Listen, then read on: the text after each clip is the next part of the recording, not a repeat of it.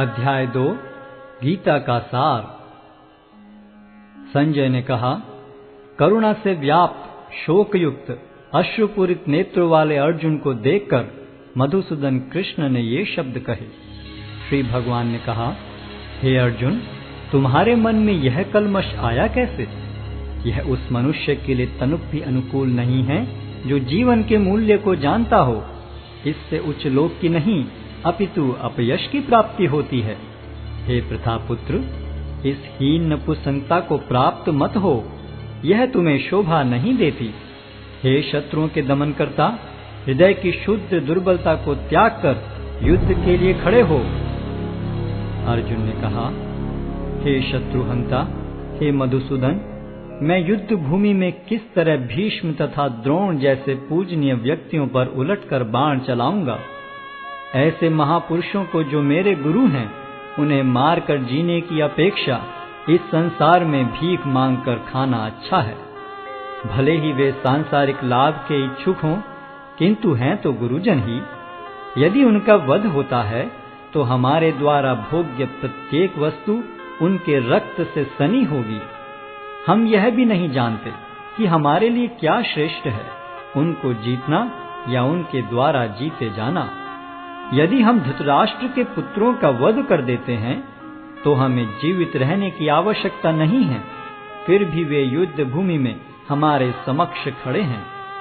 अब मैं अपनी कृपण दुर्बलता के कारण अपना कर्तव्य भूल गया हूँ और सारा धैर्य खो चुका हूँ। ऐसी अवस्था में मैं आपसे पूछ रहा हूँ कि जो मेरे लिए श्रेयस्कर हो उससे निश्चित रूप से बताएं। अब मैं आपका शिष्य हूँ और आपका शरणागत हूँ, कृपया मुझे उपदेश दें। मुझे ऐसा कोई साधन नहीं दिखता जो मेरी इंद्रियों को सुखाने वाले इस शोक को दूर कर सके। स्वर्ग पर देवताओं के अधिपत्य की तरह इस धन धान्य संपन्न सारी पृथ्वी पर निष्कंटक राज्य प्राप्त करके भी मैं इस शोक को दूर नहीं कर सकूंगा। संजय ने कहा, इस प्रकार कहने के बाद शत्रुओं का दमन करने वाला अर्जुन कृष्ण से बोला, हे गोविंद, मैं युद्ध नहीं करूंगा, और चुप हो गया।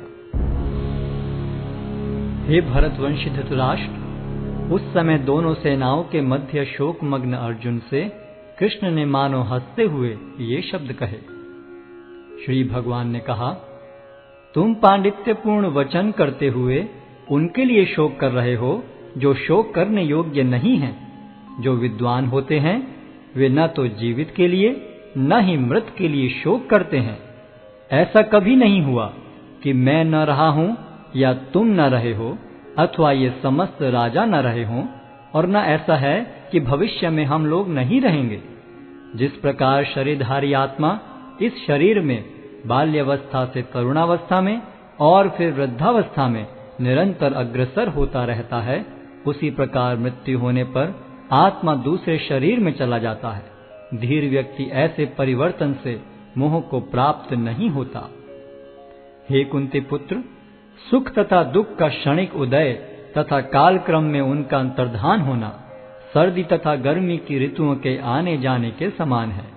हे भरतवंशी, वे इंद्रिय बोध से उत्पन्न होते हैं और मनुष्य को चाहिए कि अविचल भाव से उनको सहन करना सीखे। हे पुरुष श्रेष्ठ अर्जुन, जो पुरुष सुख तथा दुख में विचलित नहीं होता और इन दोनों में संभाव रखता है, वह निश्चित रूप से मुक्ति के योग्य है। तत्वदर्शियों ने यह निष्कर्ष निकाला है कि असत का तो कोई चिरस्थायित्व नहीं है, किंतु सत अपरिवर्तनीय रहता है। उन्होंने इन दोनों की प्रकृति के अध्ययन द्वारा यह निष्कर्ष निकाला है। जो सारे शरीर में व्याप्त है उसे ही तुम अविनाशी समझो। उस अव्यय आत्मा को नष्ट करने में कोई भी समर्थ नहीं है। अविनाशी, अप्रमेय तथा शाश्वत जीव के भौतिक शरीर का अंत अवश्यम भावी है। अतः हे भरतवंशी, युद्ध करो। जो इस जीवात्मा को मारने वाला समझता है तथा जो इसे मरा हुआ समझता है, वे दोनों ही अज्ञानी हैं, क्योंकि आत्मा न तो मरता है और न मारा जाता है। आत्मा के लिए किसी भी काल में न तो जन्म है न मृत्यु। वह न तो कभी जन्मा है, न जन्म लेता है और न जन्म लेगा। वह अजन्मा नित्य, शाश्वत तथा पुरातन है। शरीर के मारे जाने पर वह मारा नहीं जाता। हे पार्थ, जो व्यक्ति यह जानता है कि आत्मा अविनाशी, अजन्मा, शाश्वत तथा अव्यय है, वे भला किसी को कैसे मार सकता है या मरवा सकता है? जिस प्रकार मनुष्य पुराने वस्त्रों का त्याग कर नए वस्त्र धारण करता है, उसी प्रकार आत्मा पुराने तथा व्यर्थ के शरीरों को त्याग कर नवीन भौतिक शरीर धारण करता है। यह आत्मा न तो कभी किसी शस्त्र द्वारा खंड खंड किया जा सकता है, न अग्नि द्वारा जलाया जा सकता है, न जल द्वारा भिगोया या वायु द्वारा सुखाया जा सकता है। यह आत्मा अखंडित तथा अघुलनशील है। इसे न तो जलाया जा सकता है, न ही सुखाया जा सकता है। यह शाश्वत, सर्वव्यापी, अविकारी, स्थिर तथा सदैव एक सा रहने वाला है। यह आत्मा अव्यक्त, अकल्पनीय तथा अपरिवर्तनीय कहा जाता है। यह जानकर तुम्हें शरीर के लिए शोक नहीं करना चाहिए। किंतु यदि तुम यह सोचते हो कि आत्मा अथवा जीवन का लक्षण सदा जन्म लेता है तथा सदा मरता है, तो भी हे महाबाहु, तुम्हारे शोक करने का कोई कारण नहीं है। जिसने जन्म लिया है उसकी मृत्यु निश्चित है और मृत्यु के पश्चात पुनर्जन्म भी निश्चित है। अतः अपने अपरिहार्य कर्तव्य पालन में तुम्हें शोक नहीं करना चाहिए। सारे जीव प्रारंभ में अव्यक्त रहते हैं, मध्य अवस्था में व्यक्त होते हैं और विनष्ट होने पर पुनः अव्यक्त हो जाते हैं। अतः शोक करने की क्या आवश्यकता है? कोई आत्मा को आश्चर्य से देखता है, कोई इसे आश्चर्य की तरह बताता है तथा कोई इसे आश्चर्य की तरह सुनता है, किंतु कोई कोई इसके विषय में सुनकर भी कुछ नहीं समझ पाते। हे भरतवंशी, शरीर में रहने वाले का कभी भी वध नहीं किया जा सकता। अतः तुम्हें किसी भी जीव के लिए शोक करने की आवश्यकता नहीं है। क्षत्रिय होने के नाते अपने विशिष्ट धर्म का विचार करते हुए तुम्हें जानना चाहिए कि धर्म के लिए युद्ध करने से बढ़कर तुम्हारे लिए अन्य कोई कार्य नहीं है। अतः तुम्हें संकोच करने की कोई आवश्यकता नहीं है। हे पार्थ, वे क्षत्रिय सुखी हैं जिन्हें ऐसे युद्ध के अवसर अपने आप प्राप्त होते हैं, जिससे उनके लिए स्वर्ग लोक के द्वार खुल जाते हैं। किंतु यदि तुम युद्ध करने के स्वधर्म को संपन्न नहीं करते, तो तुम्हें निश्चित रूप से अपने कर्तव्य की उपेक्षा करने का पाप लगेगा और तुम योद्धा के रूप में भी अपना यश खो दोगे। लोग सदैव तुम्हारे अपयश का वर्णन करेंगे और सम्मानित व्यक्ति के लिए अपयश तो मृत्यु से भी बढ़कर है।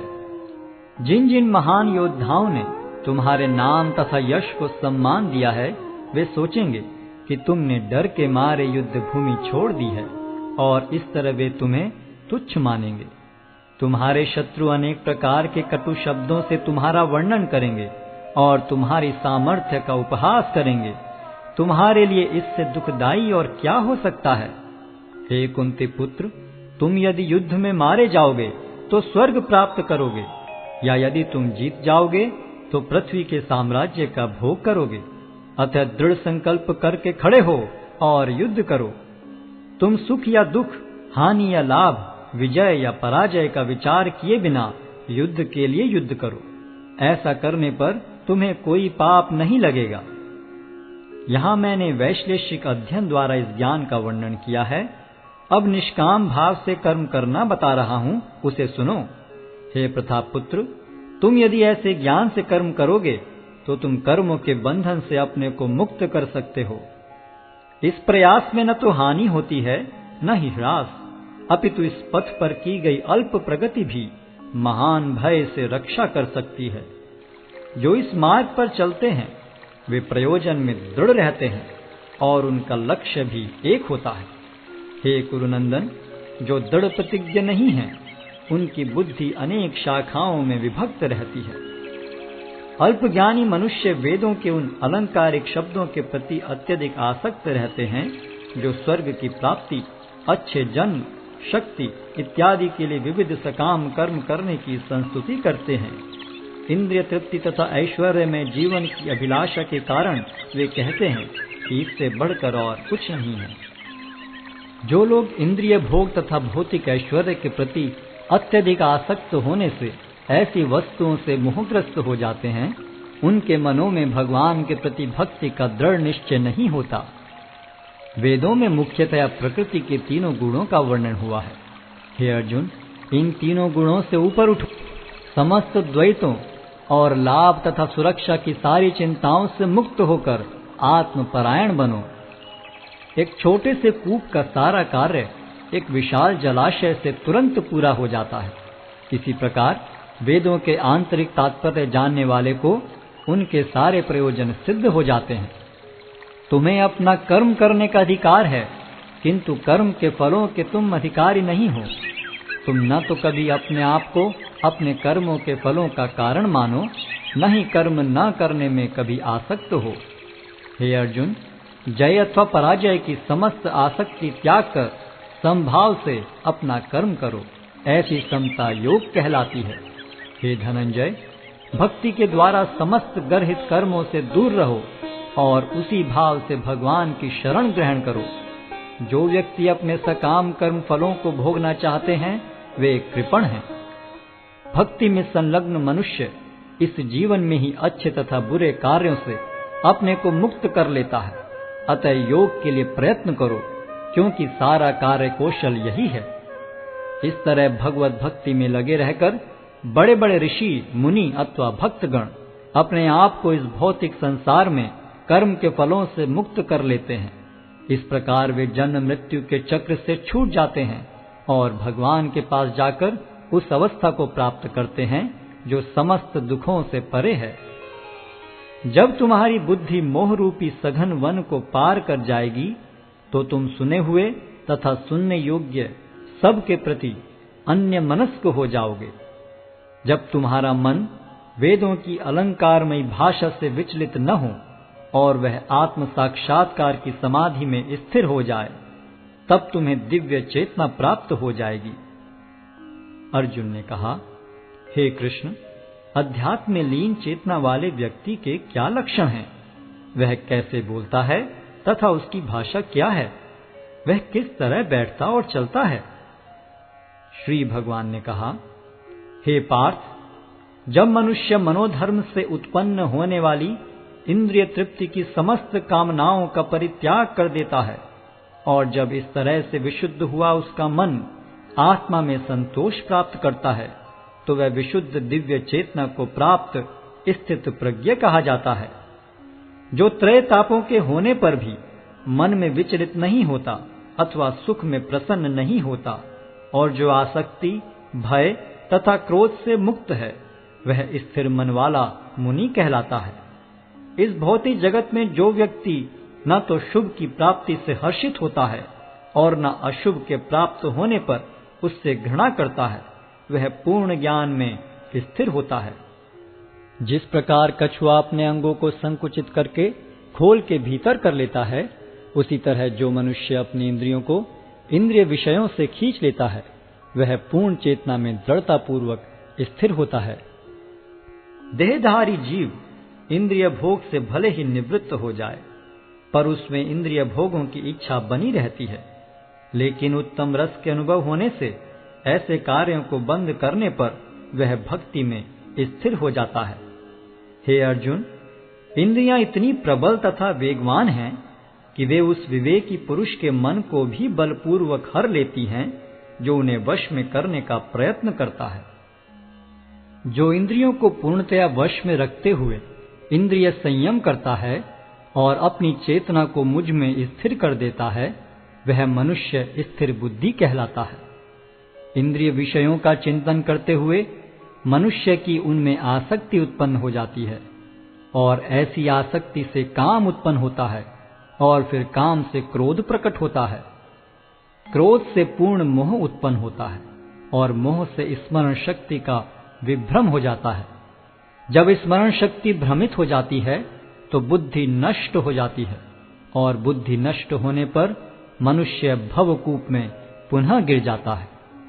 किंतु समस्त राग तथा द्वेष से मुक्त एवं अपनी इंद्रियों को संयम द्वारा वश में करने में समर्थ व्यक्ति भगवान की पूर्ण कृपा प्राप्त कर सकता है। इस प्रकार से कृष्ण भावनामृत में तुष्ट व्यक्ति के लिए संसार के तीनों ताप नष्ट हो जाते हैं और ऐसी तुष्ट चेतना होने पर उसकी बुद्धि शीघ्र ही स्थिर हो जाती है।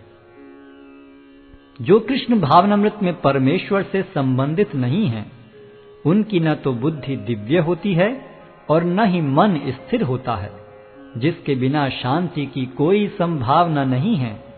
शांति के बिना सुख हो भी कैसे सकता है। जिस प्रकार पानी में तैरती नाव को प्रचंड वायु दूर बहा ले जाती है, उसी प्रकार विचरणशील इंद्रियों में से कोई एक जिस पर मन निरंतर लगा रहता है, मनुष्य की बुद्धि को हर लेती है। अतः हे महाबाहु, जिस पुरुष की इंद्रियां अपने अपने विषयों से सब प्रकार से विरत होकर उसके वश में हैं, उसी की बुद्धि निस्संदेह स्थिर है। जो सब जीवों के लिए रात्रि है, वह आत्म संयमी के जागने का समय है, और जो समस्त जीवों के जागने का समय है, वह आत्मनिरीक्षक मुनि के लिए रात्रि है। जो पुरुष समुद्र में निरंतर प्रवेश करती रहने वाली नदियों के समान इच्छाओं के निरंतर प्रवाह से विचलित नहीं होता और जो सदैव स्थिर रहता है, वही शांति प्राप्त कर सकता है, वह नहीं जो ऐसी इच्छाओं को तुष्ट करने की चेष्टा करता हो।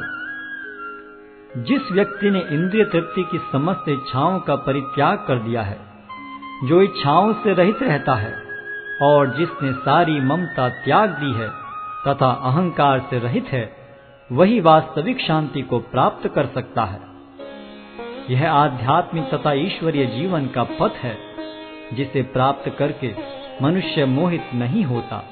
यदि कोई जीवन के अंतिम समय में भी इस तरह स्थित हो, तो वह भगवत धाम में प्रवेश कर सकता है।